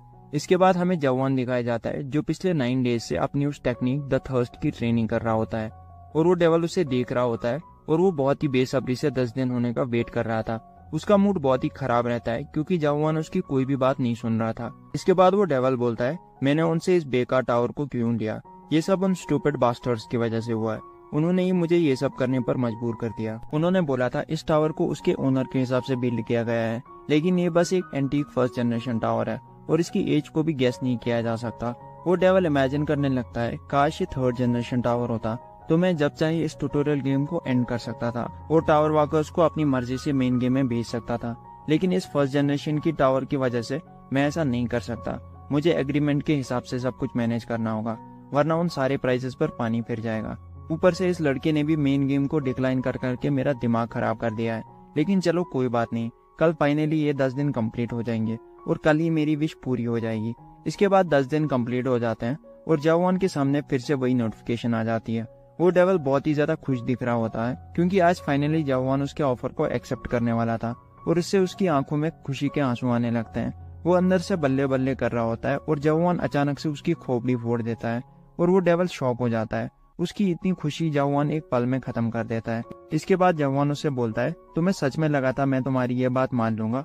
मैं यहाँ सिर्फ एक ही मकसद से आया हूँ और वो है टॉप तक पहुँचना, और जो भी मेरे रास्ते में आएगा मैं उसे मौत के घाट उतार दूंगा। जब से मुझे स्मॉल पार्टिकल्स दिखने लगे हैं, मैं जब भी अपनी स्वॉर्ड से स्टैब करता हूँ तो मेरी स्वॉर्ड का मोशन अनस्टेबल हो जाता है और पता नहीं क्यों मुझे एक स्ट्रेंज फीलिंग होने लगती है। ऐसा लगता है जैसे मेरे अंदर किसी चीज की अवेकनिंग हो रही है और मुझे फील हो रहा है कि मैं जिंदा हो रहा हूँ। डेविल ये सब सुनकर गुस्सा हो जाता है और वो अपनी स्किल ब्लैक आयरन मोड से जवान को जकड़ लेता है और उससे बोलता है मैंने आज तक तुम्हारा जैसा कोई नहीं देखा। अगर तुम मेरी बात सीधी तरह से मान जाते तो हम दोनों के लिए काफी अच्छा रहता, मगर लगता है तुम सीधी तरह से नहीं मानोगे। जवान इस पर बोलता है तुम मेरा कुछ भी नहीं उखाड़ सकते और ये गेम भी तब तक एंड नहीं होगा जब तक मैं ना चाहूँ। डेविल स्माइल करता है और उससे बोलता है क्या तुम्हें सच में लगता है ये गेम ऐसे ही चलता रहेगा? लेकिन मैं तुम्हें एक सरप्राइजिंग चीज बताना भूल ही गया। इस टावर ऑफ नाइटमेयर को अलग तरह से प्रोग्राम किया गया है, जिसमें इस ट्यूटोरियल गेम को क्लियर करने के 100 दिन बाद ये ट्यूटोरियल ऑटोमेटिकली एंड हो जाएगा। ये बोल के डेविल स्माइल करता है क्योंकि ये बस उसकी एक चाल रहती है जवान को फंसाने के लिए। और अचानक से उसे पीछे से एक कोल्ड आवाज आती है। डेविल बी स्ट्रेंथ, तुम्हें सरप्राइज देने का काफी शौक है तो मैं भी तुम्हें कुछ बताना चाहूंगा। ग्रेटलैंड में तुम किसी को चकमा देने में सबसे माहिर माने जाते हो। तुम अभी तक 784 ईयर्स से धरती पर बोझ बन के जी रहे हो और तुम 128 वर्ल्ड्स में भी घूम चुके हो। और अब तुम मुझे एक जेट ब्लैक मोनार्क के हवाले करने का प्लान बना रहे हो जिसे मैथमेटिशियन के नाम से भी जाना जाता है। जवान का ये बोलना उस डेविल के कानों में गूंजने लगता है और वो अपने उस गुच्ची के सूट में सूसो कर देता है। इसके बाद वो इस शौक से बाहर आता है और हकलाते हुए जवान को बोलता है, आखिर तुम हो कौन? जवान एकदम चिल होकर बोलता है, मैं तो बस एक प्राइज हूँ जिसकी तुम इतने सालों से देखभाल कर रहे थे, लेकिन अब नहीं, तुम्हारे ऊपर जाने का टाइम आ गया है। और इसी के साथ वहाँ पर एक भयंकर एक्सप्लोजन होता है और डेविल की वो आयरनवुड स्किल पूरी तरह से डिस्ट्रॉय हो जाती है। और उस जगह पर हमें कोई चीज फ्लैश होती दिखती है जो कि काफी ज्यादा चमक रही थी और उस धुएं से जवान बाहर आता है और उस डेविल पर अटैक कर देता है। इस बार उस डेविल को इस अटैक से चोट लगती है और वो सामने देखता है तो उसे जवान के हाथ में एक बहुत ही बड़ी भयानक चीज दिखती है और इस चीज का नाम द ओवरलोड अडेप्टर होता है। ये देख उस डेविल के फट के हाथ में आ जाती है। इसके बाद जवान उस डेविल को बोलता है, जिस दिन मैं 100 फ्लोर तक पहुंचा मुझे बहुत सारे डाउट्स हुए। क्या ये सच में सिर्फ एक सपना है? क्या हम ह्यूमंस को तुम लोग बस खिलौनों की तरह इस्तेमाल कर सकते हो? मेरे डाउट्स बढ़ते गए लेकिन आखिर में एक जगह पहुंच गया जहाँ पे मेरे सारे डाउट्स खत्म हो गए। और इसी के साथ वो उस डेविल पर फिर से एक पावरफुल थर्स्ट करता है जिससे वो डेविल अब कंट्रोल से बाहर हो जाता है और अब वो होल्ड बैक ना करके अपनी सारी ताकत से जवान पर अटैक करता है और इससे जवान काफी ज्यादा जख्मी हो जाता है। वो डेविल जवान पर कंटिन्यूअसली अटैक करते रहता है और बोलता है, तुम इंसानों की कोई औकात नहीं है हमारे सामने। जवान अब लड़ने की विल पावर खो बैठा था लेकिन डेविल की ये बातें सुन के वो फिर से अपनी स्वॉर्ड को ग्रैब करता है और वो उस डेविल पर कंटिन्यूअसली थर्स्ट करता है और इन दोनों के अटैक्स काफी ज्यादा डिस्ट्रक्टिव होते हैं। इस फियर्स बैटल में जवान का थर्स्ट का काउंट 1 बिलियन तक पहुंचने लगता है और अब जो थर्स्ट वो डेविल को देता है इससे जवान का 1 बिलियन थर्स्ट कंप्लीट हो जाएगा। और जवान का ये थर्स्ट पहले के मुकाबले काफी ज्यादा पावरफुल होता है और जैसे ही ये अटैक उस डेविल को लगता है उसकी बॉडी ब्रेक होने लगती है और वो एक्सप्लोड हो जाता है। इसके साथ ही ये बैटल यहाँ पर खत्म हो जाती है। जवान अपनी स्वॉर्ड को उस डेविल की तरफ पॉइंट करके उसे बोलता है, हम ह्यूमंस कोई बेचने की चीज नहीं है। तुम्हें क्या लगा था तुम मुझे जब चाहे यूज कर सकते हो, लेकिन अब ऐसा कुछ नहीं होगा। अब जो मैं बोलूंगा वही यहाँ पे होगा। मैं इस टावर को डिस्ट्रॉय कर दूंगा और नेक्स्ट लेवल में एंटर करूंगा और तुम्हारी इस सपनों की दुनिया को पूरी तरह से तबाह कर दूंगा। डेविल उससे बैक करने लगता है, ऐसा मत करो, इस टावर को मत तोड़ो, नेक्स्ट लेवल जैसा कुछ भी एग्जिस्ट नहीं करता। पर जवान उसकी बातों को इग्नोर करता है और अपने ओवरलोड अडेप्टर से उस टावर की सीलिंग पर थर्स्ट करता है और इस अटैक से वो टावर टूटने लगता है और वहाँ पर हमें काफी सारी नोटिफिकेशंस दिखती है जिनमें एरर्स आ रहे थे, जैसे वो गेम ब्रेक हो रहा था। और लास्ट पर एक नोटिफिकेशन आती है जिसमें लिखा होता है, ये ट्यूटोरियल गेम अब पूरी तरह से खत्म हो गई है। और जवान वहाँ से टेलीपोर्ट होकर एक नई दुनिया में पहुंच जाता है और वो बोलता है, फाइनली मैं नेक्स्ट लेवल में पहुंच गया। इसके बाद जवान आगे की तरफ बढ़ता है और अचानक से वहाँ पर मॉन्स्टर्स उस पर हमला कर देते हैं, लेकिन जवान उन्हें बहुत ही आसानी से डिफीट कर देता है और उन्हें मारने के बाद वहाँ पर एक और जाइंट मॉन्स्टर आ जाता है और उसके सिर पर हॉर्न्स होती है यानी कि सींग। जवान उस पर नॉर्मल थर्स्ट करता है और उस मॉन्स्टर को भी ढेर कर देता है और फिर वो उस मॉन्स्टर की उन हॉर्न्स को निकाल लेता है। जवान सोचता है, लगता है यहाँ के मॉन्स्टर्स काफी ज्यादा वीक है और वो आगे की तरफ बढ़ता है। सामने उसे कुछ एलियन टाइप के लोग मिलते हैं। वो लोग जवान की पीठ पर उन हॉर्न्स को देख के काफी ज्यादा गुस्सा हो जाते हैं और जवान पर हमला बोल देते हैं। जवान उनसे बात करने की कोशिश करता है लेकिन वो लोग जवान की कोई भी बात नहीं सुनते और बस कंटिन्यूअसली उस पर अटैक करते रहते हैं। जवान को गुस्सा आता है और वो उन सबको एक ही अटैक में ढेर कर देता है, एक बंदे को छोड़ के। और जवान उससे पूछता है, मुझे बताओ ये कौन सी जगह है? पर वो एलियन उसे कुछ भी नहीं बताता और अपनी खुद की ही जान ले लेता है। जवान को एलियन से एक छोटा सा बैग मिलता है। उसके पास एक स्किल होती है जिससे वो किसी भी आइटम की इंफॉर्मेशन निकाल सकता है और उस बैग को उठाकर उसे पता चलता है ये एक डायमेंशनल बैग है जिसमें वो लार्ज अमाउंट में चीजें रख सकता है। और उस बैग में ऑलरेडी काफी ज्यादा वैल्यूएबल चीजें होती है जिन्हें जवान अपने पास स्टोर करके रखता है और वहाँ पर और भी बहुत सारी चीजें होती है जिन्हें जवान स्टोर नहीं कर सकता था। और इतने में उसकी वो ड्रैगन स्वॉर्ड हिलने लगती है और ट्रांसफॉर्म होकर उन सारी चीजों को चबा डालती है जैसे कोई खाने की चीज हो। और ये वही स्वॉर्ड होती है जो ओवरलोड अडेप्टर में ट्रांसफॉर्म होती है। एनीवे, इसके बाद जवान की नजर वहाँ पर एक मैप पर पड़ती है। वो उसे खोलकर पढ़ने की कोशिश करता है पर उसमें उसे कोई भी इन्फॉर्मेशन नहीं मिलती। इसके बाद जवान को उस फॉरेस्ट से कुछ आवाजें आने लगती है और हमें वही मॉन्स्टर्स दिखते हैं जो काफी ज्यादा गुस्से में होते हैं। और वहाँ पर हमें एक लड़की और उसके साथ कुछ बंदों को भी देखते हैं। ये लोग उन मॉन्स्टर्स से फाइट करते हैं और उन्हें इजीली डिफीट करते हैं और उन्हें डिफीट करते ही वहाँ पर एक बायहॉर्न मॉन्स्टर प्रकट हो जाता है, जिससे वो सब काफी ज्यादा डर जाते हैं और वो मॉन्स्टर उन सब पर अटैक कर देता है। जावान हिल पे खड़ा होकर ये सब देख रहा होता है और वो सोचने लगता है ये लोग काफी ज्यादा वीक है, तो इन लोगों ने टावर ऑफ नाइटमेयर को क्लियर कैसे किया, और इस मॉन्स्टर की ताकत इनसे काफी ज्यादा है, तो इन लोगों का मरना तो तय है। एक बंदा उनमें से उस मॉन्स्टर को अपनी स्किल से रोकने की कोशिश करता है, पर उस मॉन्स्टर को उससे कुछ भी फर्क नहीं पड़ता और अब वो सब मरने ही वाले होते हैं। लेकिन उसी टाइम पर वहां पर जावान एंट्री लेता है और एक ही हिट से उस मॉन्स्टर का कचूमर निकाल देता है और उस मॉन्स्टर की हालत देखकर लगता है जैसे कोई बिल्ली ट्रक के नीचे आ गई हो। इसके बाद वो लोग जावान से इंट्रोडक्शन करने लगते हैं। वो लोग उससे बोलते हैं अगर आपको कोई एतराज ना हो तो क्या हम इस मॉन्स्टर की बॉडी को अपने पास रख सकते हैं। जावान सोचता है लगता है यहाँ पर इन मॉन्स्टर्स की ताकत उनकी सींग देखकर पता चलती है। जितने ज्यादा एक मॉन्स्टर पर हॉर्न्स होंगी उतने ही ज्यादा वो पावरफुल होगा। तो लड़की जावान को ऑब्जर्व करने लगती है, आखिर ये बंदा है कौन, इसने एक बायहॉर्न मॉन्स्टर को इतनी आसानी से मार दिया, वो भी बिना कोई स्किल यूज करे। वो लड़की अपनी स्किल डिटेल्ड इंक्वायरी से जावान की पावर लेवल जानने की कोशिश करती है, पर उसकी स्किल जावान पर काम ही नहीं करती और वो इमेजिन करने लगती है इस बंदे की सीक्रेट पावर खाली एक नॉन अडेप्टर तक होगी। इसके बाद वो जावान को बोलती है इस केओस में ऐसा कोई भी अडेप्टर नहीं होगा जो एक बायहॉर्न मॉन्स्टर को एक सिंपल थ्रस्ट से मार गिराए। आखिर तुम हो कौन और कहाँ से आए हो। जावान बोलता है मुझे अपने पास्ट के बारे में कुछ ज्यादा याद नहीं है और तुम कुछ केओस के बारे में बोल रही थी, ये केओस क्या है। उस लड़की को जावान की इन बातों पर यकीन नहीं होता। वो उससे बोलती है क्या तुम मुझे बेवकूफ समझ रहे हो, क्या तुम एबिस के कोई माइटी हो। जावान को उस लड़की की बातें कुछ समझ में नहीं आती। इतने में उसकी ड्रैगन स्वॉर्ड वाइब्रेट करने लगती है। जावान उस डायमेंशनल बैग से एक स्वॉर्ड निकालता है और वो ड्रैगन स्वॉर्ड उस स्वॉर्ड को चबाने लगती है। ये देखकर वो लड़की शॉक हो जाती है। वो इमेजिन करने लगती है इसके पास एक सीक्रेट वेपन कहाँ से आया, तो इसका मतलब ये इतना पावरफुल बस इस वेपन की वजह से है। और वहाँ पर जो बाकी लोग होते हैं वो भी जावान के उस सीक्रेट वेपन को घूरने लगते हैं और उन्हें देखकर उनकी नीयत भी कुछ ठीक नहीं लगती। इतने में वो लड़की सोचने लगती है इसकी वजह से मेरा मिशन ही खराब हो गया। अब तक वो बायहॉर्न मॉन्स्टर इन सबको खा चुका होता, पर इसकी वजह से ये लोग बच गए। दरअसल उस बायहॉर्न मॉन्स्टर को इसी लड़की ने इन लोगों की तरफ पॉइंट कराया था, क्योंकि वो इन सबको मरवाना चाहती थी और अब उसका मिशन फेल हो गया था। तो उसके दिमाग में एक दूसरा आइडिया आता है। वो जावान को बोलती है मेरे पास तुम्हारे लिए एक अच्छा ऑफर है, तो क्या तुम सुनना चाहोगे। और वो जावान को केओस के बारे में एक्सप्लेन करने लगती है। इसके बाद वो जावान को बोलती है ये जो लोग हमारे आसपास हैं ये रेड फॉक्स क्लान से बिलोंग करते हैं और ये लोग बहुत ज्यादा खतरनाक हैं, लेकिन अगर हम मिल जाए तो हम इनका काम तमाम कर सकते हैं। और वैसे भी तुम्हें इनकी असलियत जल्दी पता चलेगी, क्योंकि ये लोग मेरे साथ साथ तुम्हें भी नहीं छोड़ेंगे। जावान को उसकी बातें सुनकर कुछ भी फर्क नहीं पड़ता। इसके बाद वो रेड फॉक्स का मेंबर बोलता है काफी रात हो गई है, तो बेहतर है हम सब यहीं पर रेस्ट कर लें, क्योंकि ये जगह सेफ है। और वो सब लोग वहीं पर रुक जाते हैं। जावान को फिर से वही क्रिस्टल क्यूब्स दिखने लगते हैं और उसकी सेकंड स्टेज की अवेकनिंग हो जाती है। इसके बाद हम उन रेड फॉक्स के मेंबर्स को देखते हैं जो कि कुछ प्लान बना रहे होते हैं। उनमें से एक बंदा बोलता है ये लड़का बस एक नॉन अडेप्टर स्टेज पर है और ये उस मॉन्स्टर को बस उस सीक्रेट वेपन की वजह से ही मार पाया।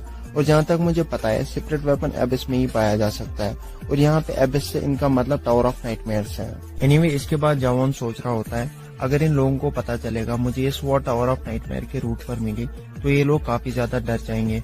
और जहाँ तक मुझे याद है उस डेविल ने बोला था इस टावर के इक्विपमेंट्स कुछ ज्यादा खास भी नहीं है, लेकिन यहाँ पर तो लोग इसके लिए पागल हो रखे हैं। पर मुझे लगता नहीं ये जगह ऑलमाइटी लैंड है। इसके बाद हम उन रेड फॉक्स मेंबर्स को जावान की तरफ मूव करते देखते हैं। वो लड़की जावान को बोलती है वो लोग हमारी तरफ ही आ रहे हैं, तुम जल्दी से अपना वो सीक्रेट वेपन निकालो और हम दोनों मिलकर इन्हें खत्म कर देंगे। जावान एकदम चिल मोड में बोलता है वो वेपन तो मैंने इनको ही दे दिया, ये लोग उसको देखना चाहते थे तो मैंने इनको दे दिया। ये सुनकर वो लड़की फ्रस्ट्रेट हो जाती है और वो जावान को बेवकूफ स्टूपिड वगैरह बोलने लगती है। और इतने में वो रेड फॉक्स के सारे मेंबर्स उन्हें घेर लेते हैं। उनमें से एक बंदा उस लड़की की तरफ इशारा करके बोलता है ये तो बस 2 ही लोग हैं, इन चूजों के लिए हमें बुलाने की क्या जरूरत थी। इसके साथ ही वो सब लोग अटैक पोजीशन लेने लगते हैं। वो लड़की उन्हें देखकर काफी ज्यादा गुस्सा हो जाती है और वो भी हमला करने के लिए तैयार रहती है। भगवान स्माइल करके सोचता है अब मैं देख पाऊंगा इस लड़की में क्या स्पेशल है।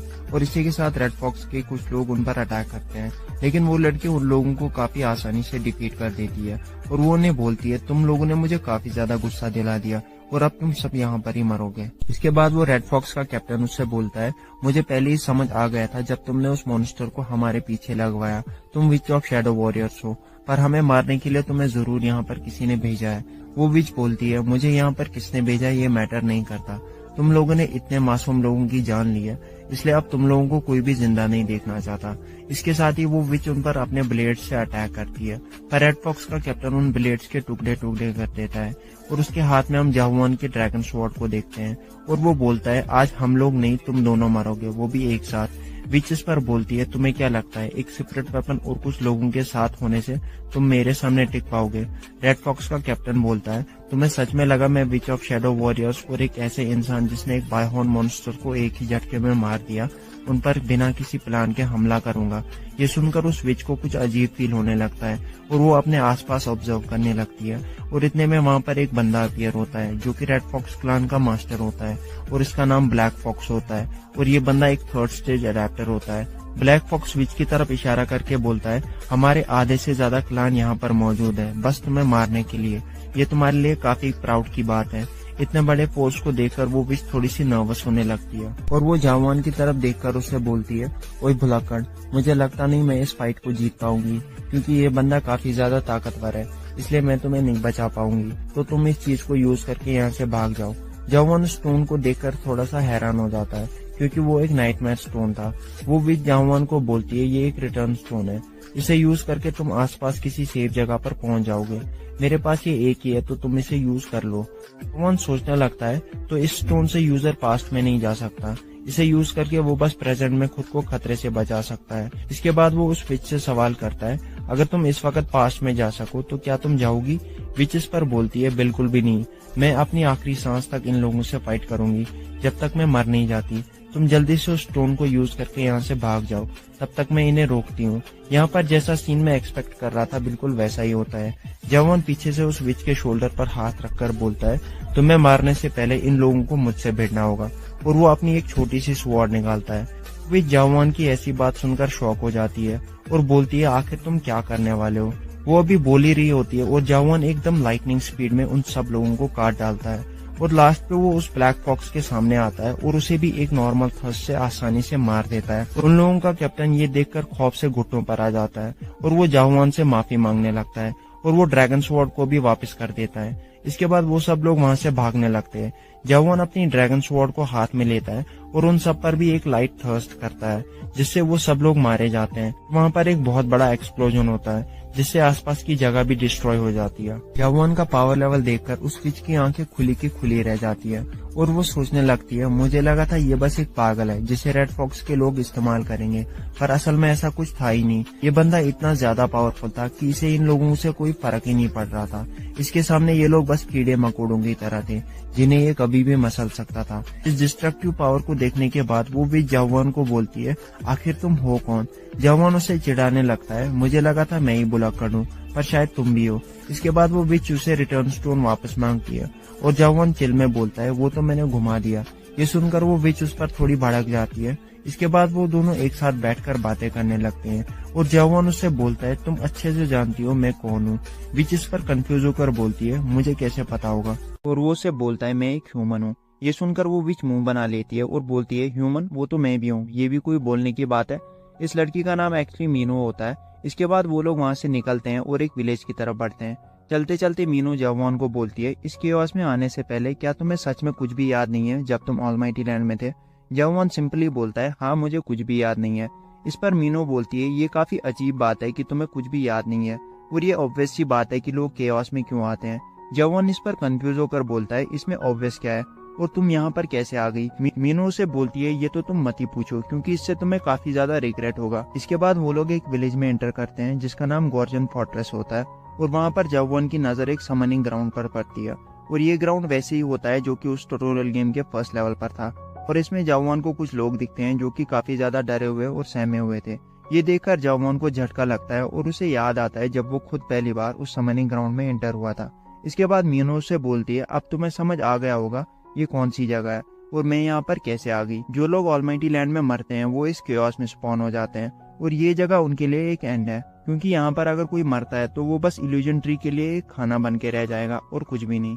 इसके बाद हम वहाँ पर एक सोल्जर को देखते हैं जो कि इन लोगों को कपड़े दे रहा होता है और इसका नाम जेम्स होता है। उसकी नजर अचानक से मीनू पर पड़ती है और वो उससे बोलता है तुम यहाँ पर क्या कर रही हो? मीनू उससे बोलती है तुम तो मुझे अच्छे से जानते हो, तो क्या मैं अंदर जा सकती हूँ? जेम्स इस पर बोलता है मुझे माफ करना, पर यहाँ के रूल्स अब चेंज हो गए हैं। अंदर जाने के लिए आइडेंटिफिकेशन होना बहुत जरूरी है।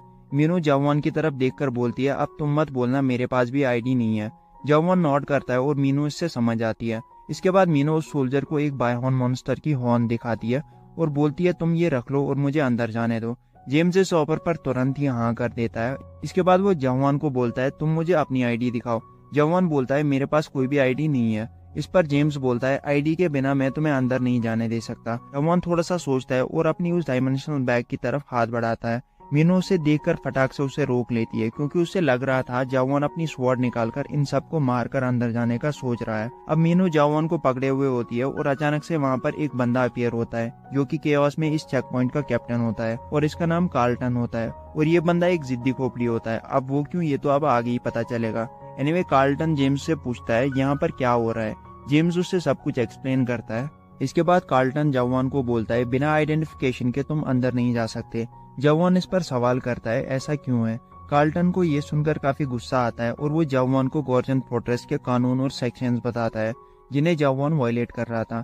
इस वजह से कार्लटन अपनी स्किल लॉ का यूज करता है जिससे आसपास के लोग लॉक हो जाते हैं और झुकने लगते हैं, मगर जवान पर यह स्किल काम ही नहीं करती और वो मीनो पर भी अपनी स्वॉर्ड से उस लॉक को हटा देता है। इसके बाद जवान कार्लटन को बोलता है मुझे तुम्हारे इस फोर्ट्रेस के कानून में कोई भी इंटरेस्ट नहीं है और ये बताओ ये आइडेंटिफिकेशन क्या है। कार्लटन शॉक में होता है और वो सोचता है इसने मेरी स्किल लॉ को आखिर ब्रेक कैसे किया। इसके बाद वो जवान को बताता है आइडेंटिफिकेशन में एक बंदे की सारी इन्फॉर्मेशन और उसकी क्रिमिनल रिकॉर्ड्स रहते हैं। जवान इस पर बोलता है ऐसी बात है तो मुझे उसकी कोई भी जरूरत नहीं है। कार्लटन इस पर फ्रस्ट्रेट हो जाता है और वो जवान को पकड़ने के लिए एक दूसरी स्किल का यूज करता है जिसमें उसकी बॉडी से चेन्स निकलने लगती है और वो चेन्स जवान की बॉडी को जकड़ लेती है। पर जवान एक हल्की सी मूवमेंट करके उन चेन्स के टुकड़े टुकड़े कर देता है, जिससे देख वहाँ पर सब लोगों की फट जाती है। कार्लटन भी अब सोच में पड़ जाता है आखिर ये बंदा है क्या, और अचानक से उसे जवान की आवाज आती है और जवान उससे बोलता है क्या मैं वैसा नहीं कर सकता जैसा इस औरत ने किया।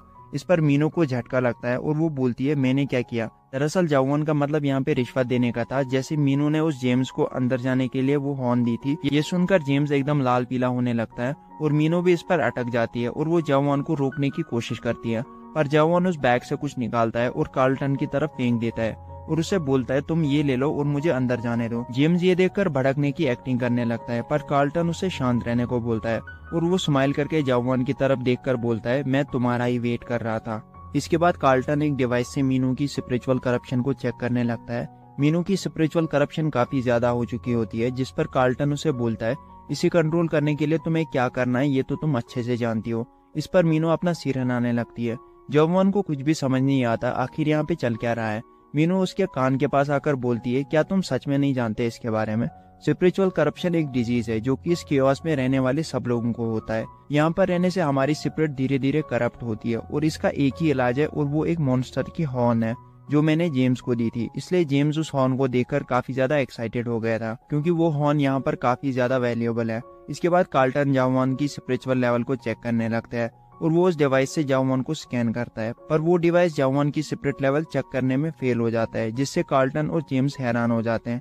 इसके बाद कार्लटन स्माइल करता है और वो जवान को बोलता है आपकी वेरिफिकेशन कंप्लीट हो गई है, तो इस वजह से आप इन स्पेक्टर क्रिस्टल्स को वापस रख सकते हो।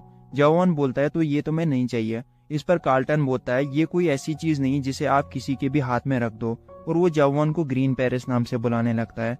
जवान कंफ्यूज होकर बोलता है मैं कोई ग्रीन पेरिस नहीं हूँ। इस पर कार्लटन स्माइल करता है और उन्हें अंदर जाने के लिए अलाउ कर देता है। इसके बाद जेम्स कार्लटन को बोलता है चीफ क्या इन्हें ऐसे ही अंदर भेजना सही रहेगा, और ये स्पेक्टर क्रिस्टल्स क्या है, मुझे लगता है इनसे शायद एक एडेप्टर की स्पिरिट पावर को बढ़ा सकते हैं। कार्लटन इस पर बोलता है तुमने सही कहा, पर इतना कहना काफी नहीं होगा, और वो अपने हाथ पर लगे ग्लोव्स को निकालने लगता है जिससे उसने उन स्पेक्टर क्रिस्टल्स को पकड़ा था, और जैसे ही वो ग्लोव्स निकालता है हम उसके हाथ को पूरा जला हुआ देखते हैं। जेम्स ये देखकर शॉक हो जाता है और वो बोलता है चीफ आपका हाथ ये कैसे हो सकता है। कार्लटन इस पर बोलता है उन स्पेक्टर क्रिस्टल्स को सिर्फ वही लोग विल्ड कर सकते हैं जो ग्रीन पेरिस क्लान से बिलोंग करते हैं, सिर्फ उनके पास ये एबिलिटी है जिससे वो स्पेक्टर क्रिस्टल्स की करप्शन को रोक सकते हैं। हालांकि ये बंदा ग्रीन पेरिस क्लान का लगता नहीं, मगर इतना तो पता चल गया कि ये इन क्रिस्टल्स को विल्ड कर सकता है। जेम्स इस पर बोलता है क्या आपको उस पर भरोसा है। कार्लटन बोलता है उस पर तो नहीं, पर उसकी स्पिरिट पर मुझे पूरा भरोसा है।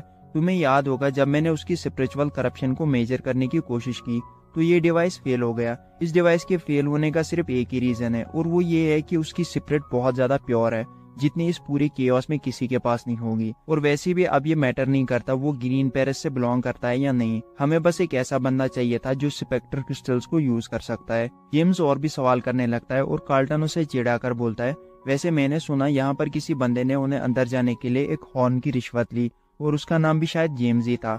ये सुनकर जेम्स की पूरी तरह से फट जाती है। एनीवे, इसके बाद हम जवान और मीनू को देखते हैं जो कि सिटी के अंदर की तरफ चल रहे होते हैं।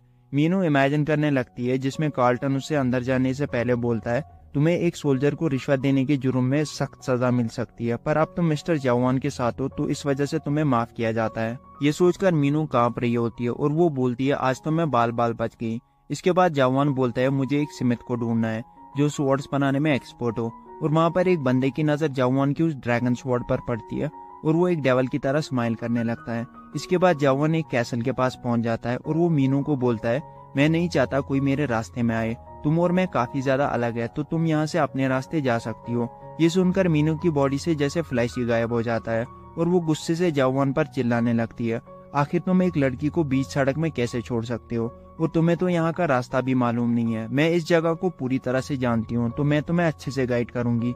जवान उससे इतना गुस्सा देखकर मान जाता है और वो उससे बोलता है, मुझे एक नाइटमेयर को ढूंढना है। मीनू इस पर बोलती है, हाँ मैं जानती हूँ, वो तुम्हें कहाँ पर मिलेगा, चलो चलते हैं। जवान अचानक से रुक जाता है और वो मीनू को बोलता है, लगता है इन लोगों को मुझसे कुछ काम है। और वहाँ पर वही बंदा आता है जो उसकी ड्रैगन स्वॉर्ड को घूर रहा होता है और वो अपने भाइयों को भी अपने साथ लाया होता है। मीनू ने वार्न करती है, यहाँ से निकल जाओ वरना तुम लोगों के लिए अच्छा नहीं होगा। इस पर वो बंदा बोलता है, हमारे छोटे भाई को गुस्सा करने वाले लोग बिल्कुल भी पसंद नहीं है, इसलिए अच्छा होगा तुम उस ब्लू स्वॉर्ड को हमारे हवाले कर दो और हम तुम्हें यहाँ से जाने देंगे। उस जायंट आदमी को देखकर मीनू चिल्लाकर बोलती है, आखिर ये इनका छोटा भाई कैसे हो सकता है, ये तो इतना बड़ा है। इसी के साथ वो जायंट बंदा मीनू पर अटैक करता है, पर जवान बीच में आकर उसे एक हल्का स्टैब करता है जिससे वो बंदा नॉकआउट हो जाता है। और उसके बाकी के भाई ये देखकर रेज में आ जाते हैं और वो सब भी एक साथ जवान पर हमला कर देते हैं। जवान उन्हें भी बहुत ही आसानी से स्टैब करके नॉकआउट कर देता है। मीनू जवान की पावर देखकर हैरान हो जाती है और वो जवान को बोलती है, क्या तुम इस स्टैब को छोड़ के और भी कोई पावरफुल टेक्निक को यूज कर सकते हो।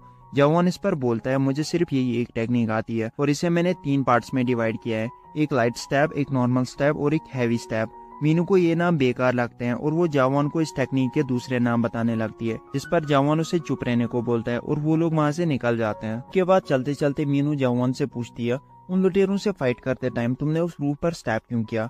जवान इस पर बोलता है, जब मैं उनसे लड़ रहा था तब मुझे उस रूफ पर किसी की प्रेजेंस फील हुई और वो बंदा एक बैरियर स्किल को यूज कर रहा था, मैं उसे डिस्टर्ब हो रहा था इसलिए मैंने उस रूफ पर थर्स्ट किया। इस पर मीनू बोलती है, इतनी सी बात के लिए उस रूफ को तोड़ने की क्या जरूरत थी। इसके बाद वो एक जगह पर पहुंच जाते हैं और मीनू बोलती है, आखिर हम यहाँ पर पहुंच ही गए। ये वही स्मिथ है जिसे एक नाइटमेयर ने ढूंढा है और ये गॉजन की सबसे फेमस और बड़ी स्मिथ होती है और इस स्मिथ का नाम टिवलाई डस्क होता है। वहाँ पर एक बंदा खड़ा होता है जो कि इस स्मिथ में एक क्राफ्ट्समैन होता है और इसका नाम नेविन होता है। नेविन जवान को बोलता है, हमारे मैनेजर आज नहीं आए हैं और इस वक्त अंदर सिर्फ असिस्टेंट मैनेजर है जो कि बहुत बिजी है, इसलिए अगर आपको कोई काम है तो कल आ जाना। जवान की नजर अंदर की तरफ पड़ती है जहाँ पर वो मैनेजर और कुछ लोग एक स्वॉर्ड को घूर रहे होते हैं और उनका मैनेजर जिसका नाम माइकल होता है वो ने बोलता है, ये स्वॉर्ड एक 4 हॉर्नेड बीस्ट की हॉर्न से बनी है और इसके हैंडल में अब एक होल करना है जिससे ये कंप्लीट हो जाएगी। क्या तुम लोगों में से कोई इसे ट्राई करना चाहेगा। इस पर वो सब लोग बहुत ज्यादा एक्साइटेड हो जाते हैं उस स्वॉर्ड में होल करने के लिए। माइकल उन्हें बोलता है, जो इस स्वॉर्ड में होल कर पाएगा उसे मैं एक दिन के लिए इस शॉप का मैनेजर बना दूंगा। ये सुनकर वो सब लोग जोर शोर से एक एक करके ट्राई करने लगते हैं पर उन लोगों में से कोई उस स्वॉर्ड को एक स्क्रैच भी नहीं दे पाता। ये देखकर माइकल उनसे काफी डिसअपॉइंट हो जाता है। इतने में हम जवान को अंदर आते हुए देखते हैं। नवीन उसे रोकने की कोशिश करता है पर जवान नहीं रुकता। माइकल की नजर जवान पर पड़ती है। जवान बोलता है, क्या मैं इसे ट्राई कर सकता हूँ। इस पर माइकल हंसने लगता है और वो जवान को बोलता है, लड़के मुझे पता नहीं तुम किस वर्कशॉप से आए हो पर ये तुम्हारी बस की बात नहीं है। जवान अपनी उंगली को उस स्वॉर्ड के हैंडल पर रखता है और प्रेस करने लगता है। ये देखकर माइकल के तोते उड़ जाते हैं और हम देखते हैं जवान अपनी उंगली से उस स्वॉर्ड में होल कर देता है और वो स्वॉर्ड जवान की ताकत झेल नहीं पाती जिससे वो टूटकर जमीन पर बिखर जाती है। ये देखकर माइकल पागल हो जाता है और वो जवान पर जोर जोर से चिल्लाने लगता है।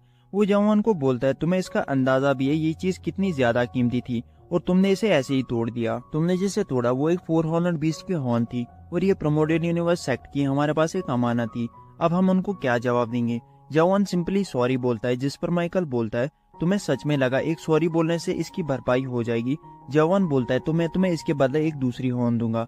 माइकल को जवान पर यकीन नहीं होता। इतने में जवान अपने बैग से एक हॉर्न निकालता है जो कि एक 5 हॉर्नड बीस्ट की हॉर्न होती है। उस हॉर्न को देखकर वो सब लोग वहाँ पर शॉक हो जाते हैं। जवान उन्हें बोलता है मेरे पास 4 हॉर्नड बीस्ट की हॉर्न तो नहीं है, तो क्या तुम उसके बदले इसे रख सकते हो? माइकल उस हॉर्न को हाथ में लेकर सोचता है ये तो एक गर्नाक की हॉर्न है, यानी कि एक 5 हॉर्नड बीस्ट की हॉर्न। उस हॉर्न को देखकर माइकल अंदर से बल्ले बल्ले कर रहा होता है, क्योंकि जिस चीज को उसने कभी सपने में भी नहीं देखा था वो आज उसके सामने होती है। इसके बाद माइकल बहुत ही रेस्पेक्ट के साथ जवान से पेश आता है और वो जवान को बोलता है ये डील मुझे मंजूर है। जवान बोलता है तो क्या मैं इस स्मिथ को कुछ समय के लिए यूज कर सकता हूँ? माइकल इस पर एग्री करता है और वो जवान को अंदर ले जाता है और अंदर आके वो जवान को बोलता है ये ट्यूबलाइट टस्क है जो कि गॉर्जन की सबसे ग्रेटेस्ट स्मिथ है और शर्त के तौर पर आज एक दिन के लिए आप यहाँ पर मैनेजर हो, आप जैसे चाहो इसे यूज कर सकते हो। इसके बाद वो जवान से पूछता है आपको ये गार्ना की हॉर्न्स कहाँ से मिली? इस पर जवान बोलता है मैंने उस मॉन्स्टर को मारकर इन हॉर्न्स को निकाला। ये सुनकर माइकल काफी हैरान रह जाता है और वो सोचता है इस केओस में ऐसा कोई ही एडेप्टर होगा जो कि एक 5 हॉर्नड बीस्ट का अकेले ही शिकार कर सकता है। जवान उसे बोलता है मुझे इस हॉर्न से एक स्कैबर्ड बनानी है, मैंने कभी उसे बनाया नहीं, तो मुझे इसमें तुम्हारी हेल्प चाहिए। स्कैबर्ड एक मिनी स्वॉर्ड को हम बोलते हैं। एनीवे माइकल स्कैबर्ड सुनकर तंग रह जाता है। वो जवान को बोलता है इस हॉर्न से एक बहुत ही अच्छी स्वॉर्ड बन सकती है, पर आपको स्कैबर्ड क्यों चाहिए? इस पर जवान उससे ड्रैगन स्वॉर्ड दिखाता है। माइकल उस ड्रैगन स्वॉर्ड को हाथ में लेकर घूरने लगता है, क्योंकि उसने ऐसी स्वॉर्ड पहली बार देखी थी। और अचानक से उस स्वॉर्ड वाइब्रेट होने लगती है और वो सामने पड़ी उस हॉर्न को चबाने लगती है। और ये देखकर माइकल सोचता है तो ये एक सीक्रेट वेपन है, मैं इसके अंदर की सीक्रेट एनर्जी को महसूस कर सकता हूँ जो कि बहुत ज्यादा है। और इस स्वॉर्ड को देखकर लगता है ये इवॉल्व हो रही है। जिस तरह से ये अपनी शेप को चेंज कर रही है उससे लगता है इसका एवोल्यूशन बहुत ही भयानक होगा। और जब ये पूरी तरह से इवॉल्व हो जाएगी तो तुम्हें इसे एक नया नाम देना होगा, क्योंकि ऐसे एवोल्यूशन से ये स्वॉर्ड अपना नाम खो बैठेगी। इस पर जवान कंफ्यूज होकर बोलता है एक नया नाम? माइकल बोलता है हाँ आपने सही सुना, लेकिन फिलहाल के लिए तो एक प्रॉब्लम हो गई है, ये हॉर्न तो इस स्वॉर्ड ने खा लिया, अब हम क्या करेंगे? इतने में वो ड्रैगन स्वॉर्ड डकार मारती है और जवान उसे बोलता है अगर तुमने फिर से बिना परमिशन की चीजों को खाया तो मैं तुम्हारा नाम एवोल्यूशन के बाद पिगी स्वॉर्ड रख दूंगा। इसके बाद वो माइकल को बोलता है मेरे पास एक और हॉर्न है, तो तुम उसकी फिक्र मत करो, तुम बस मुझे बताओ इसे रिफाइन कैसे करते हैं। माइकल बोलता है आप इसे कौन सी शेप देना पसंद करेंगे? इस पर जवान बोलता है तुम इसमें माहिर हो तो ये काम मैं तुम पर छोड़ता हूँ। माइकल इस पर काफी प्राउड फील करता है, क्योंकि जवान जैसे एडेप्टर ने उसकी तारीफ कर दी, इसलिए वो खुश होकर जवान को बोलता है आप बिल्कुल भी निश्चिंत रहिए, ये काम आप मुझ पर छोड़ दीजिए। इसके बाद सीन शिफ्ट हो जाता है और हमें गॉर्जन कैसल दिखाया जाता है और अंदर एक आदमी चाय की चुस्कियां ले रहा होता है और ये बंदा गॉर्जन कैसल का कमांडर होता है और इसका नाम यूरियन होता है। और अचानक से वहाँ पर एक असैसिन आता है और वो उस कमांडर को बोलता है मुझे माफ कीजिए, हमें पता है उन लुटेरों को उसने ही मारा, पर हम उसका पीछा नहीं कर पाए। यूरियन पूछता है आखिर उसने उन्हें कैसे मारा? वो असैसिन इस पर बोलता है ये रियलाइज करने से पहले ही मैं उसके अटैक से रूफ पर ही बेहोश हो गया। ये सुनकर यूरियन सोचने लगता है इस बंदे ने एक 3rd स्टेज अडेप्टर की बैरियर स्किल को एक नॉर्मल स्टेप से ब्रेक कैसे किया? आखिर ये बंदा है कौन? इसकी स्ट्रेंथ से तो लगता है ये एक 5th स्टेज अडेप्टर होगा। इसके बाद यूरियन उस बंदे को ऑर्डर देता है मुझे वो आदमी किसी भी हाल में चाहिए, उसे हर जगह ढूंढो जब तक वो ना मिले। ये सुनकर वो बंदा यस सर करके वहाँ से चला जाता है। उसकी थोड़ी देर बाद यूरियन एक गहरी सोच में चला जाता है और थोड़ा सोचने के बाद वो अपने हाथ को टेबल पर पटकता है और किसी कैस्टेलन का नाम लेता है और वो बोलता है तुम बस थोड़ी देर के लिए बर्दाश्त कर लो। के बाद सीन शिफ्ट होता है और हमें एक बार को दिखाया जाता है। वहाँ पर एक स्क्रीन होती है जिसमें एक लड़की बोलती है आज की ये क्लिप बहुत ही ज्यादा खास होने वाली है, और उस क्लिप में वो बताती है एक बंदे ने 99th फ्लोर पर अकेले ही क्लियर कर दिया। और उस स्क्रीन पर हम उस बंदे की ब्लर इमेज को भी देखते हैं। आप लोग नीचे कमेंट करके बताना ये बंदा कौन होता है। एनीवे इसके बाद वहाँ पर कुछ लोग आपस में बातें करने लगते हैं। एक बंदा उनमें से बोलता है इस पावरफुल वॉकर के लिए तो सारे मोनार्क्स पागल हो रखे होंगे, आखिर इसने एक 1st जनरेशन टावर को अकेले ही क्लियर कर दिया। दूसरा बंदा बोलता है मैंने सुना है वो टावर सस्पेंड हो गया और उस डेवल ने अपने खुद के ही टावर को डिस्ट्रॉय करके वहाँ से भाग गया। हालांकि उनमें से बहुत से डेवल्स तो लोन लेकर उस टावर को खरीद पाते हैं। वो लोग ये सब बातें कर ही रहे होते हैं और वहाँ पर मीनू आ जाती है जो कि बहुत ही गुस्से में लग रही होती है। मीनू को आते देख सब लोग उसे घूरने लगते हैं क्योंकि वो बहुत ही ज्यादा ब्यूटीफुल होती है। एक बंदा उस पर लाइन मारने लगता है पर मीनू काफी गुस्से में होती है जिससे वो बंदा डर जाता है। इसके बाद मीनू ड्रंक होकर जोर जोर से चिल्लाने लगती है। मीनू किसी को बोलने लगती है आखिर वो खुद को समझता क्या है, उसे मैं क्या लगती हूँ, तुम जानती नहीं उसने मुझे क्या बोला। एक्चुअली वो उस बार के ओनर से ये सब शेयर कर रही होती है और उस औरत का नाम क्लेयर होता है।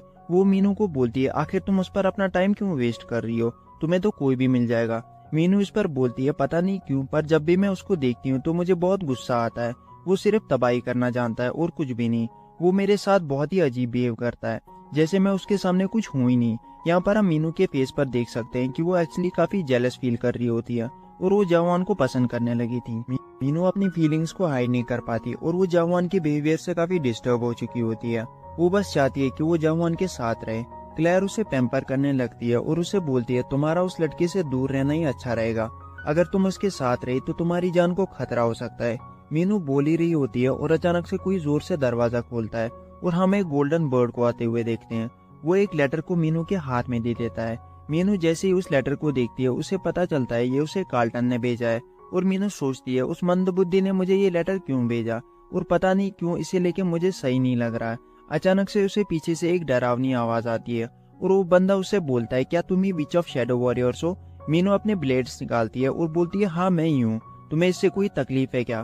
पर वो बंदा एकदम से मीनू के पास आकर जबरदस्ती से उसका हाथ पकड़ लेता है और बोलता है तुम्हें मेरे लिए एक काम करना होगा। अब मीनू यहाँ पर मुसीबत में पड़ जाती है और दूसरी तरफ हमें जवान दिखाया जाता है जो कि उस फायर हॉर्न बीस्ट की हॉर्न को रिफाइन करने में लगा होता है। माइकल जवान को बोलता है इस हॉर्न को रिफाइन करना मेरे लेवल के बाहर है। जवान इस पर बोलता है इसमें लेवल मैटर नहीं करता और ये बोलती वो अपने हाथ को माइकल की आंखों पर रखता है और अपनी फर्स्ट और सेकंड स्टेज की अवेकनिंग पावर यूज करता है, जिससे माइकल को कुछ अजीब सा फील होने लगता है जैसे वो किसी दूसरे वर्ल्ड में आ गया हो और उसके सामने पड़ी वो हॉर्न लिक्विड शेप में आ जाती है और फिर वो लिक्विड शेप एक भयानक बीस्ट में बदल जाती है और इतने में वो बीस्ट उन पर अटैक भी कर देता है। जवान माइकल को उस बीस्ट के अटैक से बचा लेता है और वो माइकल को बोलता है मुझे इसमें तुम्हारी हेल्प चाहिए।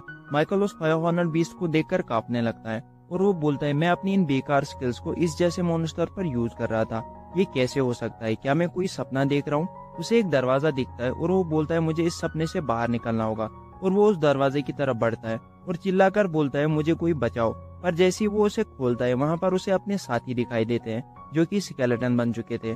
ये देखकर माइकल काफी शॉक हो जाता है और अचानक से वहां पर हमें एक बहुत बड़ी आंख दिखाई देती है। उसमें से हमें एक भयानक आवाज आती है जो कि माइकल को बोलती है बेवकूफ आदमी, तुम इस जगह को देखने के अभी काबिल नहीं बने हो।